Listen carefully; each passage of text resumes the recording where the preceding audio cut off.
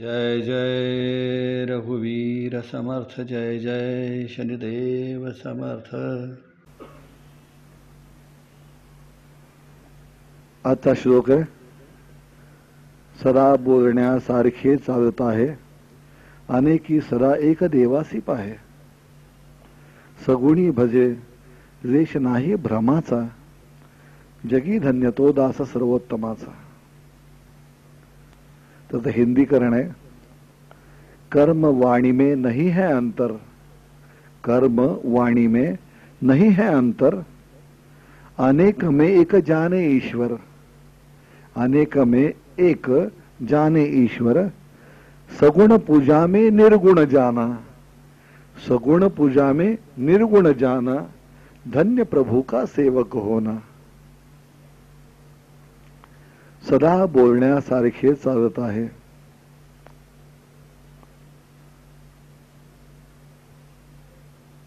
परमेश्वराचा जो भक्त असतो तो जसं बोलतो तसं वागतो. म्हणजे कसं वागतो, म्हणजे आपण अगदी माशी टू माशी तसाच अर्थ घ्यायचा का, अगदी शब्दशः जसा बोलतो तसा चालतो. म्हणजे मी येतो म्हणालो म्हणजे आलो, मी नाही येत म्हणतो नाही आलो. समोरच्या माणसाला त्यांनी सांगितलं की तू चांगला आहेस, वाटलं चांगला चांगला, वाईट वाटलं वाईट, लगेच सांगून मोकळा. असं असं त्याचा अर्थ आहे, असं नाही त्याचा अर्थ. सदा बोलण्यासारखा चालत आहे म्हणजे तो बोलतोही प्रेमाने आणि वागतोही प्रेमाने. अगोदरचे रेफरन्सेस घ्यायचे, एवढा श्लोक घेऊन विचार नाही करायचा. अगोदर ते रेफरन्सेस घ्यायचे, अगोदर मागची वाक्य आणि पुढची वाक्य सोडायची, एकच वाक्य घेऊन काथ्याकूट, त्याला अर्थ नाही. याच्या अगोदरचे त्यांनी म्हटलंय की देवकाजी आपला देह झिजवतो, सर्व ठिकाणी परमेश्वर पाहतो, लोकांशी प्रेमाने बोलतो, सगळं सहन करतो, सगळ्यांना आपलं म्हणतो, सगळ्यांसाठी कष्ट करतो, सदैव रामाचं स्मरण करतो, रामरायासाठी कष्ट घ्यायला तयार असतो, जो रामाच्या पलीकडे दुसरा विचार करत नाही, सदैव मुखाने राम म्हणतो, मनामध्ये राम असतो, आणि अनेक वेळा अनेकांवरती सर्व समाजावरती प्रेम करता करता करता सर्व समाजाला एकत्र आणतो. ज्याची सकाळ रामनामानी होते आणि संध्याकाळी रामनामानी होते, असा जो आहे, असा जो समर्थ होण्याच्या प्रयत्नात त्या मार्गावरती चालणार जो साधक आहे, तो हे सगळं करतोय. हे जे त्याचं वागणं आहे, हे जसं तो वागतो तसं बोलतो सुद्धा. जसं वागतो तसं बोलतो. कोणी म्हणेल सदा बोलण्यासारखा चालत आहे, मी जसं बोलतो तसा वागतो. एकदा एका सद्गुरूने मला सांगितलं, बोले तैसा चालते त्याची वंदावी पावले. अभंग ऐकलं, आम्हाला म्हणाला आमच्या शेजारी गृहस्थात म्हणाला, ते जसं बोलतात तसं चालतात. पण तो म्हणजे मोठा माणूस दिसतो. हो म्हणाला, संध्याकाळी प्यायले ना की बोलतातही धडपडत आणि चालतातही धडपडत म्हणाला. बोलताना अडखळतात आणि चालताना अडखळतात. असं नाही. म्हणजे काय की आपण समजून घेतलं पाहिजे की या म्हणण्यामागचा अर्थ काय. हे तुमचं शारीरिक बोलणं आणि चालण्याचा अभिप्रेत नाहीये. शारीरिक बोलणं चालणं त्यांना अभिप्रेत नाही. तुमचे असणारी वैचारिक ठेवण आणि तुमची असणारी कृती, ह्या दोन गोष्टीची सांगड असली पाहिजे. तुमची वैचारिक ठेवण आणि तुमची कृती याची सांगड असली. कृती म्हणजे चालणे आणि वैचारिक ठेवणे बोलणे, असं त्याचा अर्थ आहे. तर सदा बोलण्यासारखा चालत आहे म्हणजे ज्याची विचार करण्याची पद्धत पक्की ठरली, ज्याचे विचार भक्कम आहेत, पक्के आहेत, आणि कुठच्या पद्धतीने आपण आचरण करायचं हे पक्क ठरलेलं आहे. हे असं कन्फर्म नक्की ठरवून ज्याचं वागणं आणि बोलणं आहे, बरोबर आहे की लोकांशी प्रेमानेच वागायचं आहे, सहन करायचं आहे, प्रेमाने वागायचं आहे, हे सगळं ठरलंय. तर सदा बोलण्यासारखा चालत आहे, अनेकी सदा एक देवासप आहे. हे फार अवघड आहे. जसं बोलायचं, विचार जसे विचार पक्के आहेत तसं कृती सुद्धा पक्की आहे. याच्याबरोबर पुढची अवस्था म्हणजे सगळ्यांमध्ये एका देवाला पाहायचं. फार अवघड. माणसाला पंथ आणि उपपंथामध्ये स्वतःला वाटून घेण्याची इतकी हौस असते की विचारता सोय नाही. आणि त्या पंथ आणि उपपंथामध्ये स्वतःला वाटून घेता घेता घेता घेता घेता परिस्थिती अशी होते की सगळं जग तो तुकड्या तुकड्यात वाटतो, तुकड्या तुकड्यात. हे प्रथम मी कोणाला, मग ते आणखीन म्हणजे माझं घराणं, माझा समाज, माझा देश, हे होता होता होता होता अशी परिस्थिती येते की तो स्वतःला इतका छोटा करून टाकतो माणूस की विचारतो सोय नाही. आपल्याला सगळ्या राष्ट्राला बरोबर घेऊन चालायचं, आपल्या सगळ्या समाजाला, धर्माला आपल्या बरोबर घेऊन चालायचं. आपण साकल्याने विचार करायचं, आपण एक असं थोडा थोडा विचार नाही करायचा. ज्याला मोठं काही करायचं असेल त्याचे विचारही मोठे हवेत, ज्याला मोठं कार्य करायचं आहे त्याचे विचारही मोठे हवेत. विचार मोठे नसतील, कृती छोटी असेल तर मोठं काम कसं होणार, मोठं काम कसं होणार. प्रत्येक वेळेला असा विचार करायला लागला की मी माझं आपलं किंबहुना माझ्या समाजाचा, माझ्या भाषेचा, माझा असा माझा तसा, तर नाही होणार काम हो.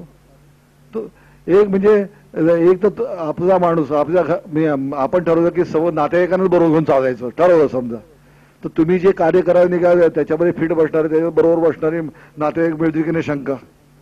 समजा मिळाला तर तुमच्यावर येईल की नाही शंका, समजा आला तर तुमचं ऐकेल की नाही शंका. इथून सुरुवात, बरोबर. म्हणजे परिस्थिती अशी की तुम्ही मग आमचा जवळचा माणूस शोधायला ठरवला, जवळचा माणूस मिळत नाही म्हणून कार्य थांबलं. मग तुम्ही म्हणाल नाही नाही समाजाचा पाहिजे बरं का. मी अनेक समाज संस्था बघितल्या आहेत की तर माणसंच नसतात. अनेक समाज संस्था बघितल्या, समाजाच्या संस्था असतात, फक्त शिष्यवृत्ती घेण्यापुरती लोक जातात आणि काही असेल त्या दिवशी काय गेट टुगेदर असेल तर गोळा होतात, अन्यथा माणसं दिसत पण नाहीत. ही परिस्थिती असते. तेव्हा कारण असं असतं ना की नुसता समाज बघून माणसं एकत्र येऊ शकत नाहीत, नुसतं आपलं तुमचं बघून माणसं एकत्र येऊ शकत नाहीत, नुसता पंथ बघून सुद्धा माणसं एकत्र येऊ शकत नाहीत. माणसं प्रेमाने एकत्र येतात, माणसं प्रेमाने एकत्र येतात आणि प्रेमाने जोडण्यासाठी ते प्रेम असावं लागतं. विहिरीतच नसेल तर पोऱ्यात कोणी येणार अशी परिस्थिती असते. विहिरीत तर असलं पाहिजे तर पोऱ्यात येणार ना. तर परिस्थिती अशी की अनेक वेळा असं होतं की आपल्याला असं वाटतं की समाजाची माणसं एकत्र आली की प्रेम निर्माण होतं. असं नसतं. प्रेम हे आपोआप निर्माण होतं, माणसामध्ये निर्माण होतं आणि ते एकदा निर्माण झालं की त्या प्रेमाचे भुकेलेले असणारे तिथं आपोआप गोळा होतात. देव प्रेमाचा भुकेलेला आहे, परमेश्वर प्रेमाचा भुकेलेला आहे, आपलेपणाचा भुकेलेला, नामस्मरणाचा भुकेलेला आहे. तसंच प्रत्येक माणूस हा प्रेमाचा भुकेलेला आहे. अहो कुत्रा मांजरा सुद्धा प्रेम करतो, जनावराला प्रेम करतं, त्याला सुद्धा कळतं की प्रेम कोण करतं आणि हाडूधुडूत कोण करतं, कळतं त्याला. आपण म्हणतो आपल्याला अक्कल जास्त त्याला कमी आहे, तसं नसतं. जनावराला सुद्धा प्रेम कळतं, मुक्या प्राण्याला सुद्धा प्रेम कळतं. जर त्याला प्रेम कळतं माणसाला नाही कळणार, माणसाला सुद्धा कळतं. पण हे माणसाला प्रेम कळतं हे फक्त आपल्यापुरतं कळतं, बाहेरच्यांसाठी कळत नाही. आणि त्यामुळे सगळे तुकडे निर्माण होतात, सगळे तुकडे. हे तुकडे जोडणं हे संतांनी केलं.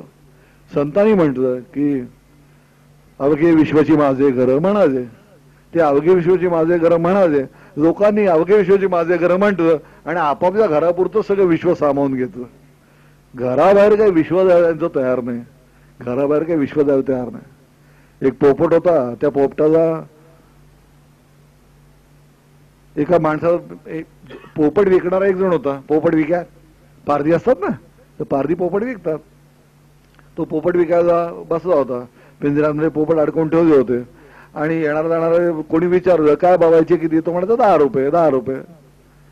आता एक रस्त चालला होता, तेव्हा असं वाटलं एवढे गुलाम झाले, यांना स्वतंत्र करावं म्हणून तो त्याच्याकडे गेला आणि म्हणाला अरे कशाला बाबा असं करू नये, भूतदया तुला काही कळते की नाही, प्राण्यांवर दया करायला पाहिजे, सोडून द्यायला.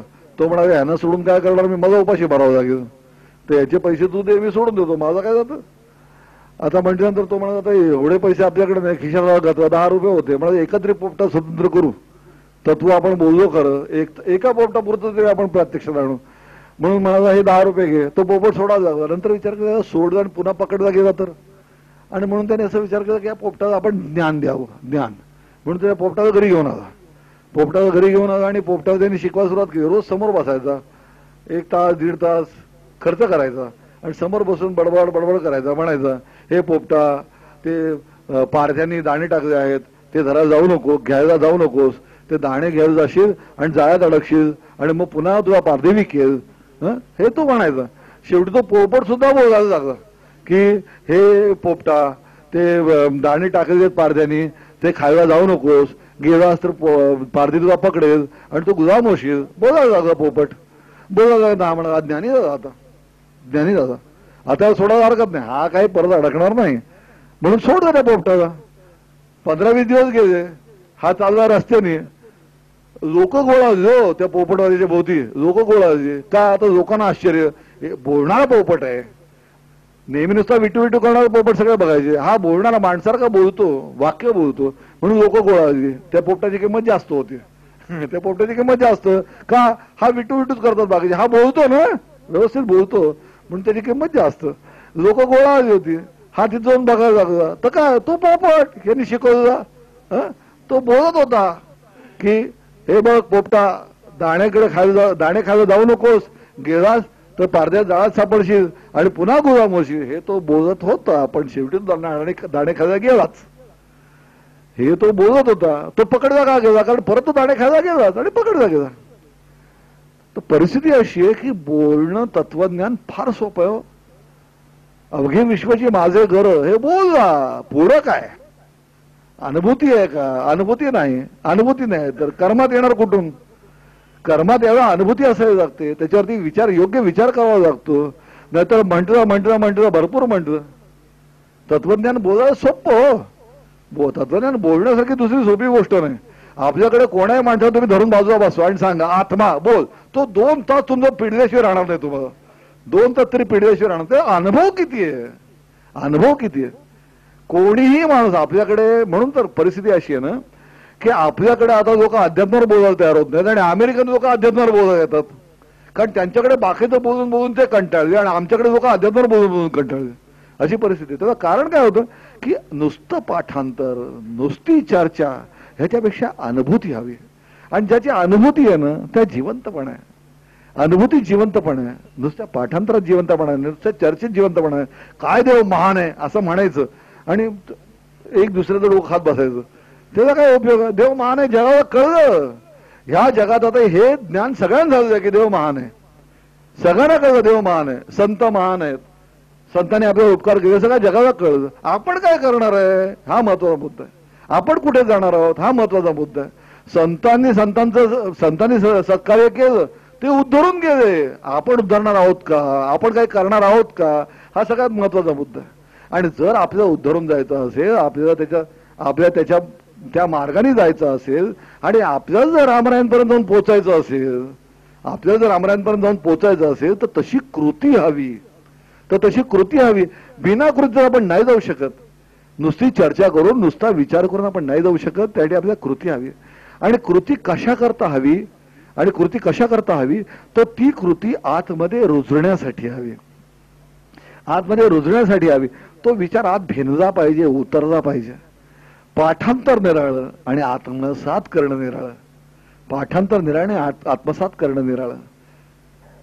लक्षात ठेवा, सगळ्या कला आहेत, अनंत कला आहेत, पण त्यात एक कला अशी, चित्रकला, चित्र निराळं, चित्रकार निराळा. चित्रकलेमध्ये चित्र निराळं, चित्रकार निराळा. पण परिस्थिती अशी आहे की एक कला अशी आहे जी नृत्याची कला आहे, की ज्याच्यामध्ये नृत्य करणारा नृत्य एकच असतं. तो थांबला की नृत्य थांबतं. तसं झालं पाहिजे की आपलं नृत्य हे आपल्यात भिनलं पाहिजे, आपला विचार आपल्यात भिनला, नृत्यासारखा भिनला पाहिजे. की आपली प्रत्येक आयुष्यात पडणारी स्टेप ही त्या विचारानुसार असावी, त्या कृतीनुसार असावी. आणि जेव्हा हे घडायला लागतं ना तेव्हा लोक तुम्हाला आदर करतात. आणि म्हणून त्यांनी म्हटलं सदा बोलण्यासारखा चालताय, अनेकी सदा एक देवास पाय, अवघे विश्वाची माझे घर म्हणायचं, पण जे म्हणायचं तसं अनुभव हवा, अनुभूती हवी. आणि ही अनुभूती, तो अनुभव ज्यांना घ्यायला जमलं आणि तरी सुद्धा त्यांची निष्ठा राहिली. सगळ्यात महत्वाची गोष्ट लक्षात ठेवा, अनेकी सदा एक देवास पाहे. समर्थांनी पण सगळ्यांमध्ये एका देवाला पाहिलं, पण हे पाहताना रामरायावरची निष्ठा ढळली नाही. तर माणसाचं कसं असतं, अनेकी सदा एक देवास पाहे म्हणजे माणसाला असं वाटतं की जो भेटेल तो सांगेल ते करत जायचं. तसं नाहीये. नाहीतर गोंधळ व्हायचा. अनेक वेळा परिस्थिती अशी होते की तुम्ही कोणाला भेटायला गेलात, तो एक नवीन तुम्हाला उपासना सांगतो, आणखीन कोणाला भेटायला गेला तो एक नवीन उपासना सांगतो. मला एक दिवशी एक सद्गृहस्थ भेटले, class one officer, additional collector लेवलचा माणूस, एक दिवशी माझा भेटा म्हणाला, महाराज मला मार्गदर्शन पाहिजे. म्हणजे काय मार्गदर्शन पाहिजे? अहो म्हणाला, काय माहितीये का, मी ह्या महाराजांना भेटायला गेलो त्याने मला उपासना सांगितली, त्या महाराजांना भेटायला गेलो त्याने मला उपासना सांगितली, मग आणखी ह्याला पण गेलो होतो त्याने मला हे कर म्हणून सांगितलं. आता सध्या परिस्थिती अशी आहे की तो सकाळचे 4.5 तास पूजाच करत असतो, रोज सकाळचे 4.5 तास पूजा. आता मला मध्यंतरी मी एकाला भेटायला गेलो, त्याने पण मला करायला सांगितलं. आता ते केव्हा करू मला प्रश्न पडलाय. मी तेव्हा म्हणतो, बाबा रे, तू जर असं करायला लागलास तर तुला काही कामावर जाणं शक्य व्हायचं नाही. एक तर लोकांना भेटायला तरी थांबवण्याचं पूजा तरी कमी कर. कारण कुठेतरी शेवटी प्रत्येक गोष्टीला मर्यादा आहे, प्रत्येक गोष्टीला मर्यादा आहे. निष्ठा ही 4.5 तास करून बसते असं नाही, निष्ठा ही आत असावी लागते. नाहीतर अनेक वेळा परिस्थिती अशी असते की तासन तास माणूस करतो, निष्ठा कुठे असते? निष्ठा नसते, निष्ठा नसते. निष्ठा ही आत भावनेनी विचारांनी निर्माण व्हावी लागते. आणि ती भावनेनी प्रेमाने विचारांनी जेव्हा निष्ठा निर्माण होते तेव्हा ती निष्ठा क्रियाशील होते. आणि म्हणूनच परिस्थिती अशी की अनेक ठिकाणी तुम्ही सगळ्यांमध्ये परमेश्वर बघायचा. म्हणजे बघायचं म्हणजे काय करायचं? आपलं आराध्य दैवत सगळ्यांमध्ये बघायचं, आपले सद्गुरू सगळ्यांमध्ये बघायचे. आणि सगळ्यांमध्ये बघायचे म्हणजे लक्षात ठेवायचं की इथे सुद्धा माझे सद्गुरूच आहेत, इथे सुद्धा माझा परमेश्वरच आहे, माझं उपास्य दैवत सुद्धा इथेच आहे. राम आणि कृष्ण निराळ नाहीत, माझे सद्गुरू आणि संत निराळ नाहीत. पण हे आपण म्हणतो, पण त्याचबरोबर ही गोष्ट लक्षात ठेवायची की आपली जी उपासना पद्धती आहे त्याच्यावरती, आपल्या निष्ठेवरती आपण उभे आहोत, आपल्या पायावरती आपण उभे आहोत. आपण म्हणतो सगळ्यांचे पाय पायच असतात, बरोबर आहे, पण शेवटी आपण आपल्या पायावर उभा असतो हे लक्षात ठेवायचं. सगळ्यांचे पाय पाय असतात आणि माणूस पायावर उभा राहतो हे तत्व झालं. पण या तत्वावर एक लक्षात ठेवायचं की आपल्या पायावरती आपण उभे राहतो, दुसऱ्या पायावर आपण उभे राहू शकत नाही, हे लक्षात ठेवायचं. आणि म्हणूनच पण सगळ्या संतांच्या चरणांचा आदरच करावा, सगळ्या संतांच्या चरणांचा आदर करावा, सगळ्या संतांच्या विचारांचा आदर करावा. हे आदर का करावे शिकवायचं एकाच कारणाकरता. कारण अनेक वेळा असं होतं की माणसं सगळ्या ठिकाणी परमेश्वर पाहायला तयार होत नाहीत आणि दुसऱ्यांबद्दल अनादर व्यक्त करतात.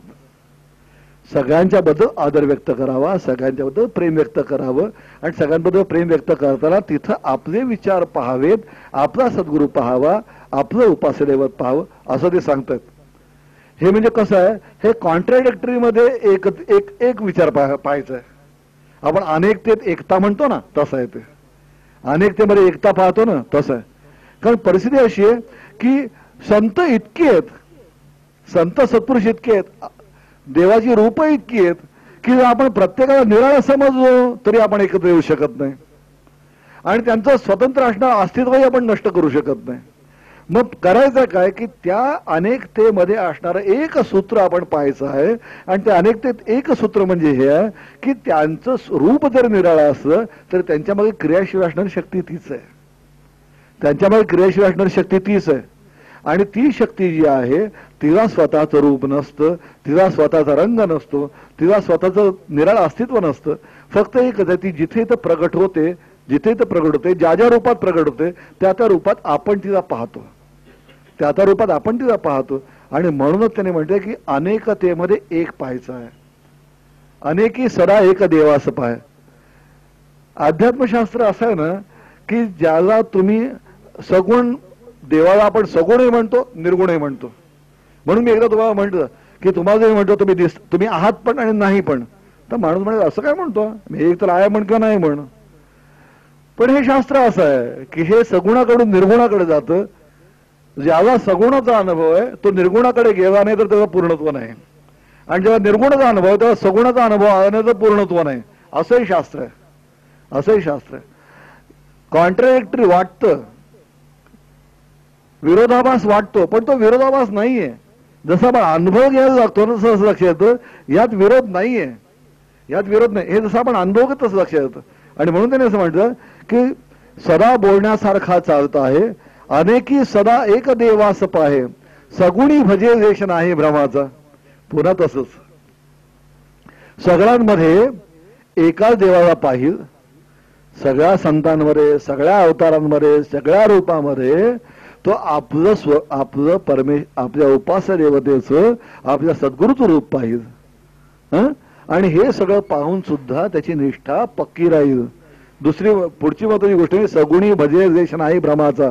भ्रम कशाला म्हणतो आपण? खोट्याला असं भ्रम म्हणतो. जे खोट आहे भ्रमणं म्हणजे काय?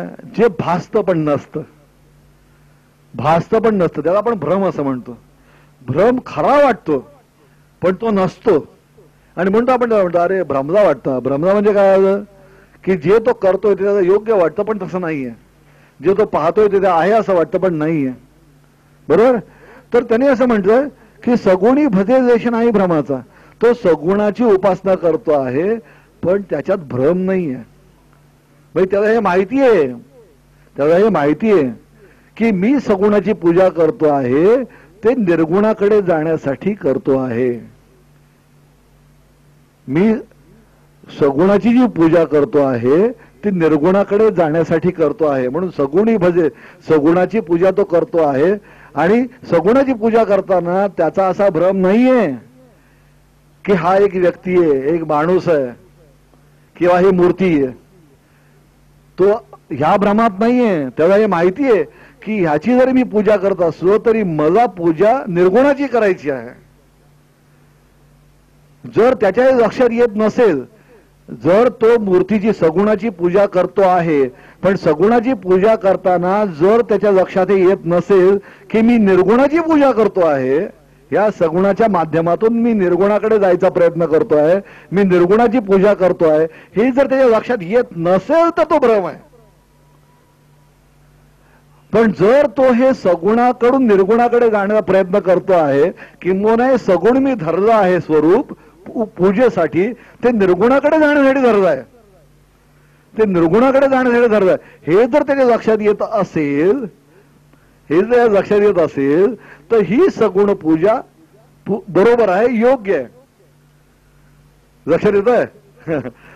तर त्याने म्हणजे सदा बोलण्यासारखा चालत आहे, अनेकी सदा एक देवास पाहे, सगुणी भजे देश नाही भ्रमाचा, जगी धन्य तो दास सर्वोत्तमाचा.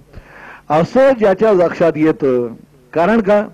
समर्थ व्हायचं, समर्थ व्हायचं तर लक्षात आलं पाहिजे की सगळ्यांना बरोबर नेता आलं पाहिजे. जो सगळ्यांना बरोबर नेऊ शकत नाही तो समर्थ होऊ शकत नाही. इथे कार्य उभा श्रीरामा मनमोहन मेघश्याम, असं विठ्ठलाला समर्थ रामदास स्वामी म्हणतात. काय केली शरीर गंगा, इथे आहे चंद्रभागा, काय केले वानर दळ, इथे नाचती गोपाळ. म्हणजे समर्थ सुद्धा विठ्ठलाकडे गेल्यानंतर त्या विठ्ठलाकडे बघतात त्यांना राम दिसतात त्यात.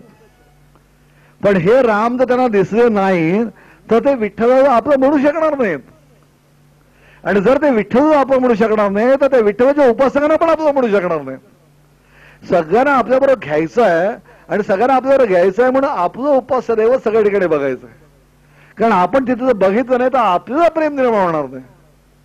त्यांना आपल्याबरोबर लाख प्रेम वाटेल पण आपल्याला प्रेम वाटलं पाहिजे ना. जिथं आपण गेलो तिथं आपलेपणा केव्हा निर्माण होतो? एखाद्या घरात आपण गेलो तर तिथं आपलेपणा केव्हा निर्माण होतो की जेव्हा आपलं तिथं आपल्याला वाटतं त्यावेळेला. त्याने लाख प्रेम केलं पण समजा आपल्या आतमध्ये आपलेपणा वाटला नाही, आपल्या आतमध्ये आपलेपणा वाटला नाही, त्या घरामध्ये आपलं प्रेम नाही वाटणार. तेव्हा महत्वाची गोष्ट अशी आहे की आपल्यात प्रेम निर्माण व्हायला पाहिजे त्या स्थानाबद्दल. ते आपल्याला वाटलं पाहिजे. आणि जेव्हा ते आपलं वाटेल तेव्हा तिथल्या माणसांबद्दल आपल्याला आपलेपणा वाटेल. आणि जेव्हा समर्थ व्हायचं आहे त्यांना सगळ्यांना बरोबर घेऊन जायचं आणि सगळ्यांना बरोबर न्यायचं आहे. म्हणूनच सर्व पंथ, उपपंथ, सर्व विचार, सर्व संप्रदाय ह्या सगळ्यांना बरोबर न्यायचं असेल तर त्या सर्वांमध्ये एक सूत्र शोधण्याची मानसिकता हवी. कुठेतरी मधला मार्ग पाहिजे, कुठेतरी एक विचार पाहिजे. आणि तो एक विचार एकच आहे की सगळे पंथ, उपपंथ, सगळे अवतार जे झाले हे लोक कल्याणार्थ झाले, हे जनकल्याणार्थ झाले, हे राष्ट्र कल्याणार्थ झाले, हे राष्ट्राला विचार देण्यासाठी झाले, समाजाला एकत्रित आणण्यासाठी झाले आणि समाजाला त्याचं स्वत्व देण्यासाठी झाले. आणि हे सूत्र एकदा आपण लक्षात ठेवलं की आपल्या लक्षात असेल की ह्या सगळ्यांना जर बरोबर घ्यायचं असेल तर सेवा, प्रेम आणि सगळ्यांमध्ये एक रूप पाहण्याची दृष्टी ही अत्यंत आवश्यक आहे. आणि म्हणून हे एकदा तुम्ही समजून घेतलं की हे तत्व पाळणं सोपं जाईल. आणि म्हणून त्याने म्हटलंय सदा बोलण्यासारखा चालत आहे, अनेकी सदा एक देवास पाहे, सगुणी भजे देश नाही भ्रमाचा, जगी धन्य तो दास सर्वोत्तमाचा. जय जय रघुवीर समर्थ.